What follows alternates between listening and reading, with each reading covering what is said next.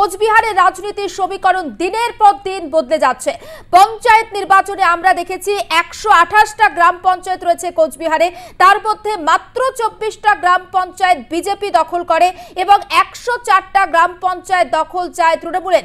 সম্প্রতি 2024 লোকসভা নির্বাচন মিটেছে, সেই লোকসভা নির্বাচনে আমরা দেখেছি নিশীথ প্রামাণিক তিনি পরাজিত হয়েছেন, আর তারপরে দলে দলে কিন্তু বিজেপির ঘর ভাঙছে, তৃণমূল কংগ্রেসের ঘর ভরছে। কিন্তু নেপথ্যে কারণটা কি? কেন বিজেপির উপরে আস্থা রাখতে পারছেন না কোচবিহারবাসী? নেপথ্যে কি অন্য কোনো সমীকরণ রয়েছে, নাকি কোথাও গিয়ে 26 বিধানসভা নির্বাচনের আগে বিজেপিকে ধুয়ে মুছে সাফ করে দিতে চাইছেন বাসিন্দারা? গোটা বিষয়টা নিয়ে কিন্তু অবশ্যই আমরা কথা বলবো। এবং কোন পথে কোচবিহারের রাজনীতি? কোচবিহারে প্রায় প্রত্যেক দিনই ঘর ভাঙছে বিজেপির, একে একে বিজেপি ছেড়ে তৃণমূলের যোগদান। কোচবিহারের মোট গ্রাম পঞ্চায়েত 128টি, 104টি গ্রাম পঞ্চায়েতে জয়লাভ করে, তার মধ্যে তৃণমূল কংগ্রেস গত পঞ্চায়েত নির্বাচনে মাত্র 24টি গ্রাম পঞ্চায়েত পেয়েছিল বিজেপি। লোকসভায় তৃণমূলের জয়ের পরে ফের ভাঙন শুরু হয় বিজেপিতে। বিজেপির 24টি গ্রাম পঞ্চায়েত থেকে তৃণমূলের যোগদান শুরু। বর্তমানে বিজেপির গ্রাম পঞ্চায়েতের সংখ্যা দাঁড়িয়েছে 9। 2026 বিধানসভার আগে কি বিরোধী শূন্য করার টার্গেট নিয়েছে কোচবিহারকে রাজ্যের শাসক দল? বিরোধী শূন্যের টার্গেট ধরে কি এগোচ্ছে তৃণমূল? বিজেপি কি পারবে এই ভাঙন কিভাবে রুখবে সেই পন্থা অবলম্বন করতে, নাকি 26 নির্বাচনে তৃণমূল ফটো ফিনিশ করবে? কোথায় তাকিয়ে রয়েছে বা কোথায় তাকিয়ে রয়েছে কোচবিহারের রাজনীতি? গোটা বিষয়টা নিয়ে কথা বলবো, বোঝার চেষ্টা করি। প্রতিনিধি শরদিন্দু ধর সরাসরি রয়েছেন আমাদের সঙ্গে। শরদিন্দু, একাধিক পয়েন্ট আমি উল্লেখ করলাম, একাধিক প্রশ্ন তুললাম, প্রত্যেকটা প্রশ্নের উত্তর জানবো তোমার থেকে। দেখো, 2024 লোকসভা নির্বাচনে শাসক দল তৃণমূল কংগ্রেস কোচবিহারের জয়লাভের পর থেকেই কিন্তু বিজেপির যে মুসুল পর্ব সেটা শুরু হয়ে গেছে কোচবিহারে, এবং বিরোধী শূন্যের যে ডাক দেওয়া হয়েছিল শাসক দল তৃণমূল কংগ্রেসের পক্ষ থেকে কোচবিহারে, সেই পয়েন্টটাকে সামনে রেখে কিন্তু জেলা সভাপতি এবং অন্যান্য যারা নেতৃত্ব, সিনিয়র নেতৃত্ব রয়েছে, বিশেষ করে উত্তরবঙ্গ উন্নয়ন মন্ত্রী এবং অন্যান্য বর্ষীয়ার নেতৃত্ব, সকলের পরামর্শ নিয়ে কিন্তু ইতিমধ্যেই, যেটা তুমি জানলে, যে 128টা গ্রাম পঞ্চায়েতের মধ্যে 104টা তৃণমূল কংগ্রেস জয়লাভ করেছিল এবং মাত্র 24টিতে বিজেপি জয়লাভ করেছিল। কিন্তু এখন যে মুসুল পর্ব চলছে লোকসভা নির্বাচনে, কেন্দ্রীয় স্বরাষ্ট্র প্রতিমন্ত্রী নিশীথ প্রামাণিক হারবার পরে, এবং সবচেয়ে সিগনিফিকেন্ট বিষয় যে উত্তরবঙ্গে একমাত্র একটি লোকসভা কেন্দ্র কোচবিহার, সেখানে কিন্তু জয়লাভ হয়েছে তৃণমূল কংগ্রেসের। এবং যেটা লক্ষ্য করা যাচ্ছে যে তৃণমূল কংগ্রেস ইতিমধ্যেই কিন্তু যে বিরোধী শূন্যের ডাক দিয়েছে সেটা কিন্তু তারা কার্যক্রমে করে দেখাচ্ছে, এবং ইতিমধ্যে 24টা যা পেয়েছিল গ্রাম পঞ্চায়েত, সেখানে কিন্তু কমতে কমতে ইতিমধ্যে 9টাতে এসে দাঁড়িয়েছে। জানি না এটা শেষে কোথায় গিয়ে দাঁড়াবে। এবং অবশ্যই তৃণমূল কংগ্রেসের পক্ষ থেকে বিরোধী শূন্য করারই ডাক দেওয়া হয়েছে, কারণ 2026 বিধানসভা নির্বাচন অত্যন্ত গুরুত্বপূর্ণ। 9টা বিধানসভা কেন্দ্র রয়েছে কোচবিহারের মধ্যে, এবং সেখানে 9-0 যাতে হয়, এবং সেই দিকেই কিন্তু তৃণমূল কংগ্রেসের পক্ষ থেকে একটা ফোকাস করা হচ্ছে। এবং শুধু কোচবিহার নয়, কোচবিহারের জয়লাভের পাশাপাশি কোচবিহারে যে 9-0 পাশাপাশি আলিপুরদুয়ার রয়েছে, জলপাইগুড়ি রয়েছে, শিলিগুড়ি রয়েছে, এর প্রভাব যাতে অন্যত্র ছড়িয়ে পড়ে সেই বিষয়ে কিন্তু সুকৌশল অবলম্বন করা হয়েছে জেলা তৃণমূল কংগ্রেসের পক্ষ থেকে। যদিও বিজেপির পক্ষ থেকে কিন্তু সমস্ত অভিযোগ, এবং তারা কিন্তু রীতিমতো জানাচ্ছে যেটা ভয় দেখিয়ে, ভীতি প্রদর্শন করে তাদেরকে বিজেপি যারা প্রধান পঞ্চায়েত রয়েছে তাদেরকে জয়েন করা হচ্ছে। যদিও যারা জয়েন করছেন তারা কিন্তু ক্যামেরার সামনে রীতিমতো বলছে যে তারা কোনো রকম ভীতি প্রদর্শন নয়, তারা স্বেচ্ছায় তৃণমূল কংগ্রেসের উন্নয়নের স্বার্থে তারা যোগদান করছে। এবং সব মিলিয়ে লক্ষ্য করা যাচ্ছে যে কোচবিহারের এই যে বিধানসভা নির্বাচন 2026 সেটাকে লক্ষ্য করেই কিন্তু তৃণমূল কংগ্রেস তারা এগোচ্ছে। এবং তুমি জানো যে 2021 যে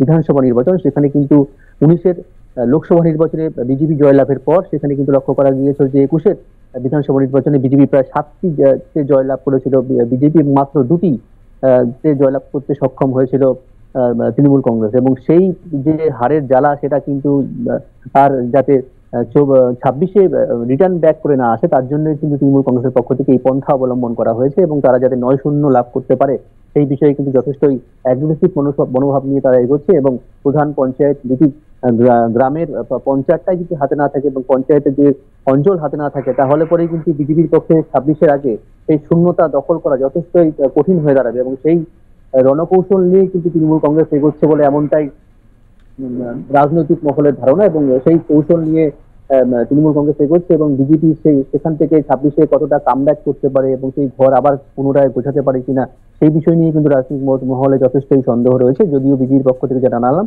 যে তারা সমস্ত অভিযোগ অস্বীকার করেছে এবং তারা পথে নেমে এর মোকাবেলা করবে এমনটাই জানিয়েছেন।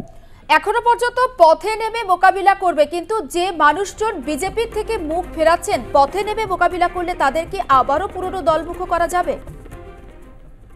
দেখো, বিজেপির পক্ষ থেকে তারা জানাচ্ছে যে যেহেতু প্রধান পঞ্চায়েত তারা একে একে চলে যাচ্ছে এবং গ্রাম পঞ্চায়েত তাদের হাতছাড়া হচ্ছে এবং পরবর্তীতে কিন্তু বিধায়করাও যে সেই পথে এগোবেন না সেই বিষয়ে কিন্তু যথেষ্ট আশঙ্কা রয়েছে।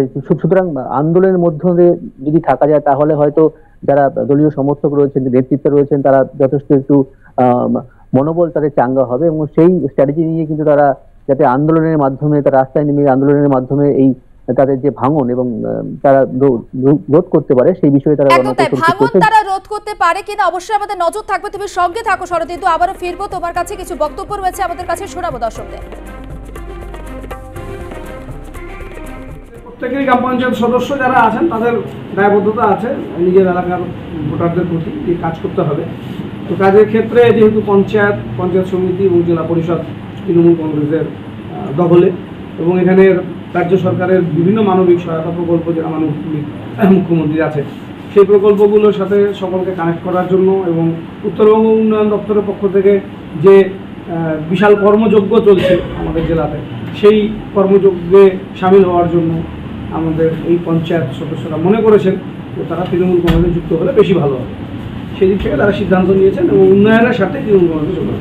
আজকে তৃণমূলরা যে নৈরাজ্য চালানোর চেষ্টা করছে এটা আমরা মেনে নেব না। আমরা অতি দ্রুত তৃণমূলীদের বিরুদ্ধে এই সমস্ত নোংরা কর্মকাণ্ডের বিরুদ্ধে আমরা লড়াইয়ে সামিল হব।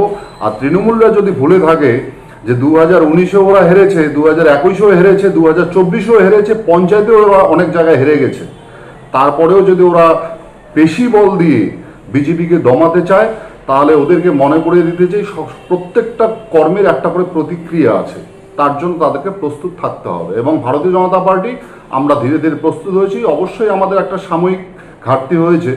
এদের প্রত্যেকেরই গ্রাম পঞ্চায়েত বক্তব্য শোনালাম, তৃণমূল এবং বিজেপি দুপক্ষেরই বক্তব্য শোনালাম। আমরা কথা বলবো, আমাদের গ্রুপ এডিটর ঋতুব্রত ভট্টাচার্য রয়েছেন আমাদের সঙ্গে টেলিফোন লাইনে। ঋতুব্রত দা, আমরা জানি যে আমাদের দেশের রাজনীতি মূলত গ্রাম ভিত্তিক রাজনীতি এবং গ্রাম যার দখলে থাকে মসনদ কার্যত তার দখলে থাকে, কিন্তু কোচবিহারে কোথাও গিয়ে আমরা উল্টো ছবি দেখতে পাচ্ছি। 128টা গ্রাম পঞ্চায়েত, সেখানে 104টা দখল করেছিল তৃণমূল, বাকি দখলে ছিল বিজেপির। কিন্তু এই 24-এর লোকসভা নির্বাচনের পরে কোথাও গিয়ে দেখা যাচ্ছে সেই সংখ্যাটাও কমে 9 দাঁড়িয়েছে। নিশীথ প্রামাণিকের হার এবং জগদীশ চন্দ্র বসুনিয়ার জয়। কোথাও গিয়ে কি উত্তরবঙ্গে তৃণমূল কংগ্রেসের মাটি শক্ত হচ্ছে? দেখো জুলেখা, বাংলা ভাষায় একটা কথা আছে, যখন নদীর পাড় ভাঙে, যখন পাড় ভাঙতে শুরু করে প্রথমে কিছুটা জায়গা, তারপর হঠাৎ যেন ধস নামে।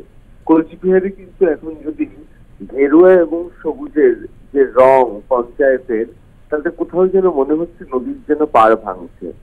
অনেকে বলছেন এটা একটা কেস স্টাডি হতে পারে, এটা একটা রাজনীতির ক্ষেত্রে অত্যন্ত গুরুত্বপূর্ণ একটা স্ট্র্যাটেজির রণকৌশল, বা এটা বলা যেতে পারে একটা রাজনৈতিক গণতান্ত্রিক উপায় জিতে আসা যে সমস্ত পঞ্চায়েতগুলো যেগুলো দ্রুত দখলে চলে যাচ্ছে শাসকের, সেক্ষেত্রে বলা যেতে পারে এটা উত্তরবঙ্গের সার্বিকভাবে এইটা কোথাও একটা রণকৌশল।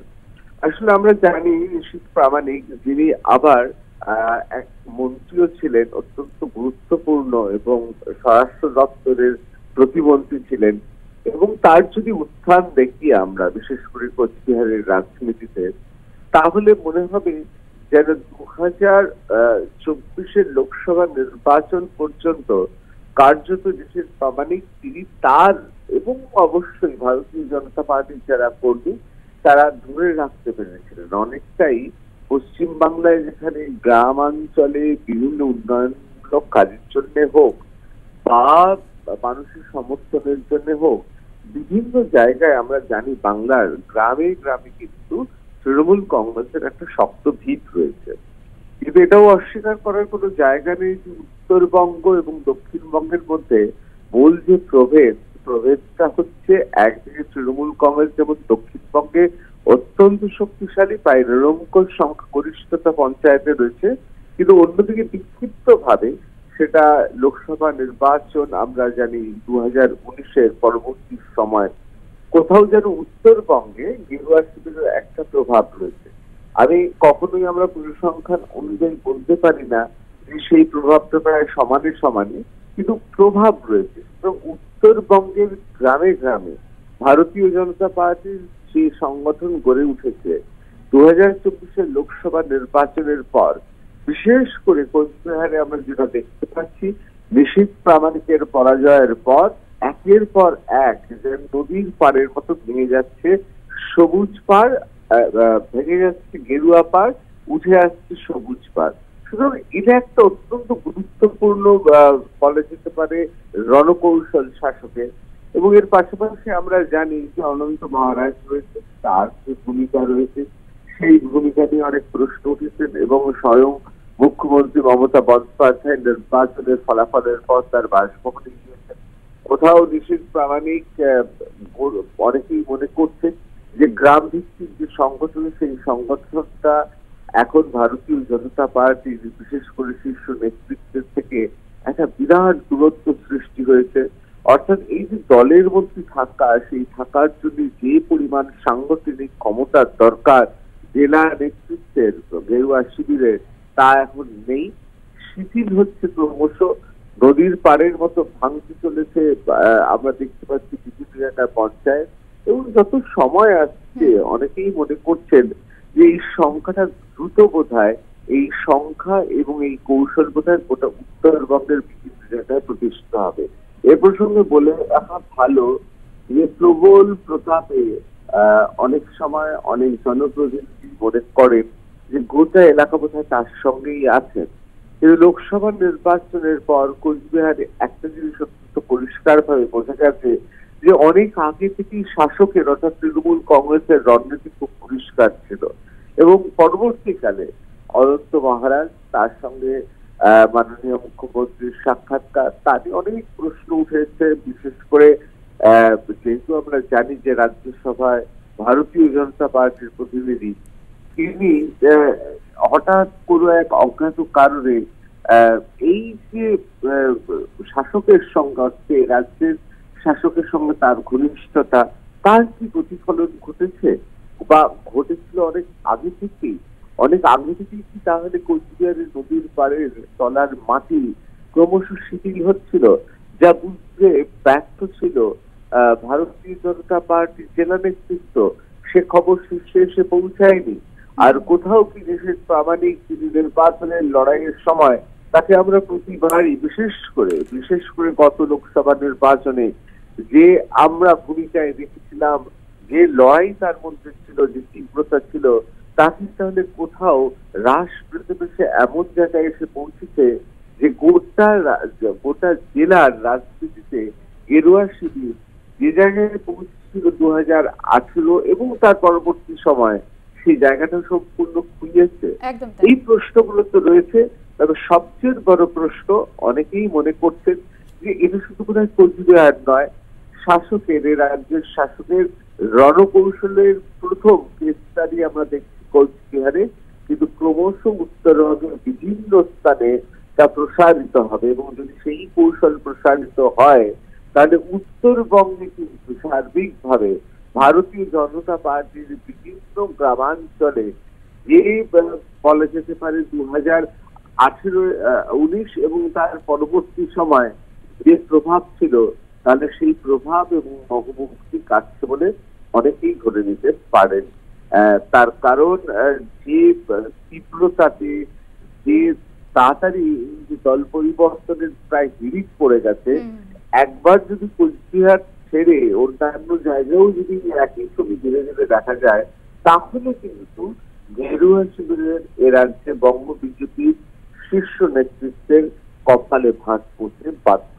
একদম সুলেখা, অনেক ধন্যবাদ ঋতুব্রত। আমরা কথা বলছিলাম আমাদের গ্রুপ এডিটর ঋতুব্রত ভট্টাচার্যের সঙ্গে এবং গোটা বিষয়টা তিনি খুব সুন্দর করে বুঝিয়ে দিলেন। আমি কথা বলবো শরদিন্দু ধর, আমাদের প্রতিনিধি সরাসরি রয়েছেন আমাদের সঙ্গে। শরদিন্দু, ঋতুব্রত তার কথাও তুমি শুনলে এবং যে বিষয়টা অনন্ত মহারাজের সঙ্গে মুখ্যমন্ত্রী মমতা বন্দ্যোপাধ্যায়ের সাক্ষাৎ, কোথাও গিয়ে এই যে বিজেপি ছেড়ে তৃণমূলে যোগদান, এর পিছনে কি একটা ফ্যাক্টর হতে পারে, পরোক্ষ কিংবা প্রত্যক্ষ?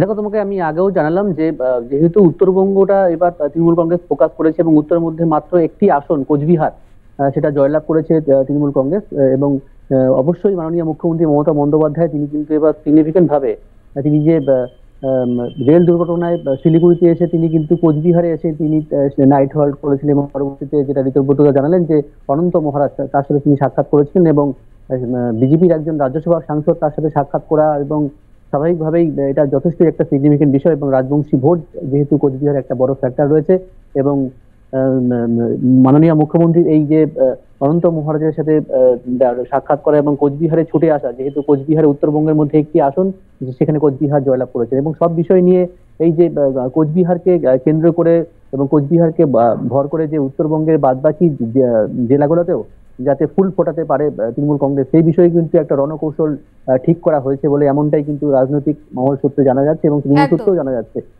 এবং এখন দেখা যাক যে আগামী দিনে যে রণকৌশল ঠিক করা হয়েছে এবং যে ভাঙন ধরানো শুরু হয়েছে বিজেপির মধ্যে, সেই বিজেপি কতটা কামব্যাক করতে পারে এবং তৃণমূল অবশ্যই নজর থাক। শরদিন্দু, পরে আবারও কথা হবে তোমার সঙ্গে।